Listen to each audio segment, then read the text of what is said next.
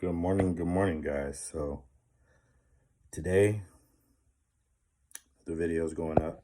I just put up a video about how God loved you, and now I'm gonna put the feminism. It wasn't about equality, part 3. This is from the book, so I'm gonna do a lot of reading. So if you don't want to hear that, you can turn the video off. It's up to you. Anyway, so chapter 8, it says feminism harms women. It says two of the primary enemies of feminism are the institution of marriage and family values.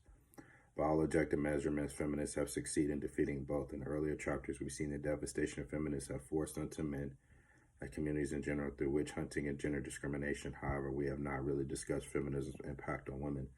It has been a long road, but women have started to realize, especially with feminism, actions have consequences. When feminism started attacking marriage, they knew they needed a carrot to entice women away from their comfortable, healthy family lives. Their solution was to promote the instant gratification-related benefits of being promiscuous. However, historically, being promiscuous was not without major consequences, namely pregnancy. In order to mitigate promiscuity impact on women, and feminists rallied behind both birth control and abortion. Simply put, feminists enticed women to have as much sex as they could with the promise to avoid the natural consequences through a combination of birth control and abortion. Once their plan was contrived, they refrained from being a slut as a gender issue, and sexual liberation movement was born. However, being short-sighted, feminists never considered the long-term society consequences of destroying the institution of marriage and family values through promiscuity. Rampant promiscuity has a major impact on communities by increasing the need for a welfare state that was a major contributor to communities ranked by epidemic crime, uncontrollable drug addiction. On the home front, the sexual liberation movement destroyed not just marriages but entire families. What are the specifics of these natural consequences? Well, first, let's discuss birth control. While it prevents unwanted pregnancies, what are some of the other ramifications? Birth control are so common today that they're being prescribed for purposes other than pregnancy prevention. Today, doctors are prescribing them for acne prevention at regular periods, even PMS. Even though birth control pills are generally safe, there are side effects to taking them that got potentially fatal long-term consequences. One of the major issues with birth control is that it causes weight gain. Whenever this is brought up, it's minimized.